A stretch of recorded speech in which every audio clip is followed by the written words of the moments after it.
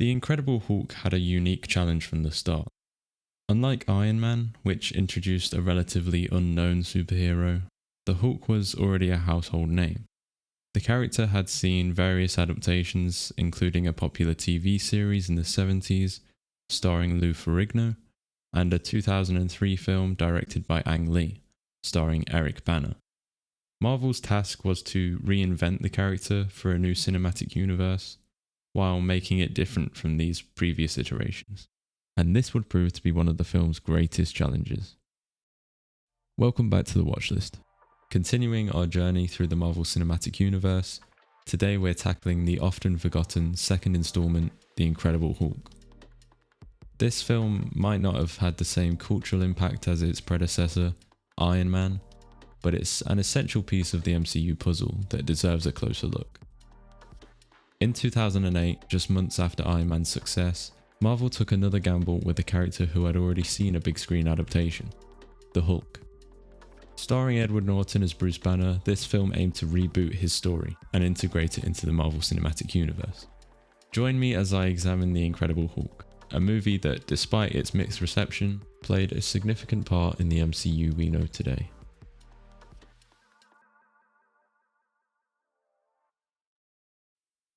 The movie's structure deviates from the typical origin story, instead opting for a fugitive narrative that picks up with Banner already transformed into the Hulk.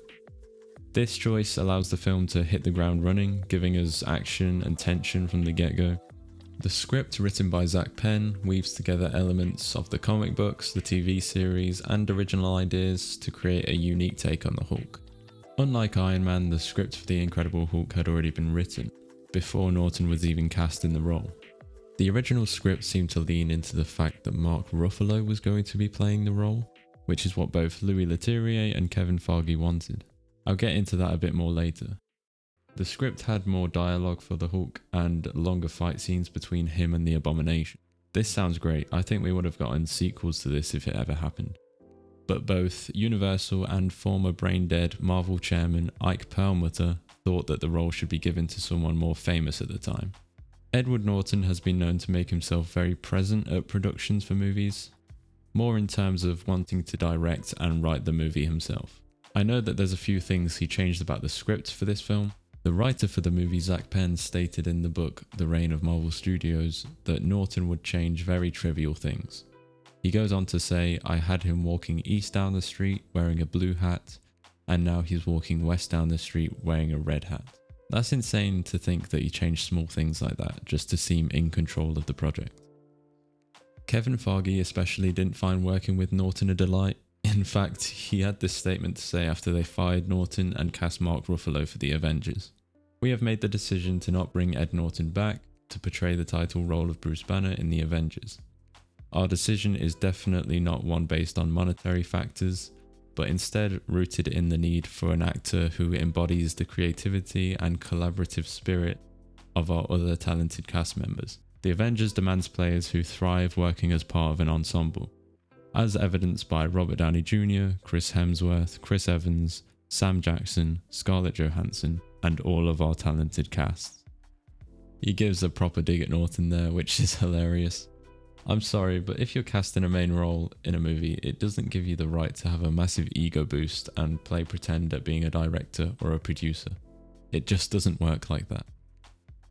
The movie was directed by Louis Leterrier, known for his work on action films like the Transporter series, and most recently the movie Fast X. The Incredible Hulk leans heavily into its action sequences. This focus on spectacle sometimes comes at the expense of character development, but it does deliver on the promise of seeing the Hulk in all his destructive glory. The action scenes in The Incredible Hulk are a significant step up from the 2003 film. The CGI, while not perfect by today's standards, was impressive for its time. The Hulk himself is more detailed and expressive, capturing the power and anger of the character. The climatic battle between Hulk and the Abomination in Harlem is particularly memorable. It shows the destructive capabilities of the two colossal characters. I'd love to see the Hulk battle it out between someone like the Abomination again at some point. However, the film's visual style is notably darker and grittier than Iron Man, setting a different tone that didn't quite align with the direction that the MCU would ultimately take. This tonal dissonance might be one reason why the film feels somewhat disconnected from the rest of the franchise. The way the Hulk was depicted here was both terrifying and captivating. Obviously, they decided not to follow the same tone in the later MCU projects as this movie did, but I really enjoyed this portrayal of the character. It felt very grounded and original.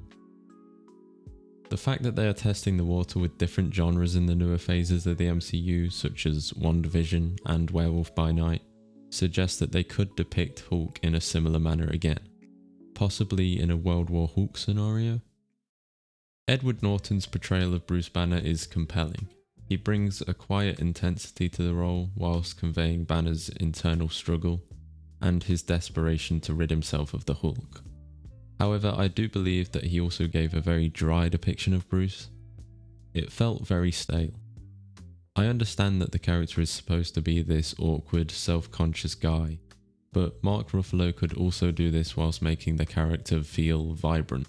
Maybe it's safe to say that Norton is more suited to act in dramas and thrillers rather than comic book movies. Some choices for Bruce Banner before Edward Norton took the role were David Duchovny, who's best known for his work in The X-Files. The director Louis Leterrier and Kevin Feige's original choice for the role was in fact Mark Ruffalo, way back before he was even cast in The Avengers. Talk about foreshadowing. I mean, I guess it's not really foreshadowing, it's more like Marvel Jesus Kevin Feige already having some sort of prophecy of what the MCU should be from the get-go. Liv Tyler's Betty Ross provides a strong emotional anchor for Banner, though her character doesn't get as much development as I would have hoped. Her boyfriend is an okay addition to the movie, played by Ty Burrell, however he wasn't utilised very well. It's also funny to think that Phil Dunphy is walking around the MCU. We get the late William Hurt as he portrays General Thaddeus Thunderbolt Ross. He brings a gravitas to the film, creating a complex antagonist whose motivations are understandable if misguided. He's later more developed in movies like Civil War and will be dived into much more in the upcoming Captain America film, this time played by Harrison Ford. We see Tim Roth as he portrays Emil Blonsky / Abomination. It's a standout performance. Roth brings a manic energy to Blonsky's character, effectively portraying this descent from decorated soldier to power-hungry monster. His transformation into the Abomination provides a worthy physical challenge for the Hulk. When you see him turn, it's actually quite gut-wrenching. Watching his bones snap and contort like that, it really showed you what kind of tone they were going for. The character still stands as a core villain for the MCU, as we see him return in Shang-Chi and more importantly in She-Hulk, where we see that Blonsky's character has developed since the iteration in The Incredible Hulk. While The Incredible Hulk might feel disconnected from the broader MCU, it does lay some important groundwork. The post-credit scene featuring Tony Stark, Robert Downey Jr. hints at the formation of the Avengers, directly tying the film to the larger narrative. The introduction of General Ross would prove significant, with the character reappearing in the later MCU films. Another person who's rumoured to be reappearing from this movie is the leader, Samuel Stearns, played by Tim Blake Nelson. We don't actually see him represented as the leader in the film, but we get a brief shot of him changing after Bruce Banner's blood spills into an open wound on his head. We've heard nothing of this character since, so it's interesting to assume where he's been the whole time. We might even get a cameo in the upcoming Captain America Brave New World, as it seems like the right timing, as that movie will also introduce the Red Hulk. The film also introduces the Super Soldier Serum concept, which would become a reoccurring element in the MCU, playing crucial roles in films like Captain America the First Avenger and the Falcon and the Winter Soldier series. Okay, now it's time for some interesting trivia on the movie. Liv Tyler actually signed on without reading the script. Sam Elliott wanted to reprise the role of Thunderbolt Ross from the Hulk 2003. We get a scene in a pizzeria owned by a character called Stanley Lieber, which is in fact Stan Lee's birth name. I never knew that. The man who portrayed him is called Paul Soles, who provided the voice for Bruce Banner, and the Hulk in the 1966 series. Also, he later voiced Peter Parker and Spider-Man in the 1967 series. Lou Ferrigno, who played the Hulk in the 1977 series, plays a security guard in the movie. He also plays a security guard in the Hulk 2003. Stan Lee's cameo in this is him drinking a bottle that had been contaminated with Bruce Banner's blood. I'm not sure what the relevance of this scene was, but it was good to see him appear. Okay, continuing my MCU ranking, I think The Incredible Hulk sits comfortably in the B tier. While it may not reach the heights of Iron Man, it's a solid superhero film that delivers on action and spectacle. Its contributions to the larger MCU narrative, though subtle, are significant. In conclusion, The Incredible Hulk, while often overlooked, played a crucial role in the early days of the MCU. Its strengths lie in its action sequences, the performances of its cast, and its contributions to the larger Marvel universe. However, its tonal inconsistency with the rest of the MCU and behind the scenes conflicts have led it to being somewhat sidelined in the franchise's history. Despite its flaws, The Incredible Hulk remains an important piece of the MCU puzzle. The Incredible Hulk deserves recognition for its role in shaping the franchise we know and love today.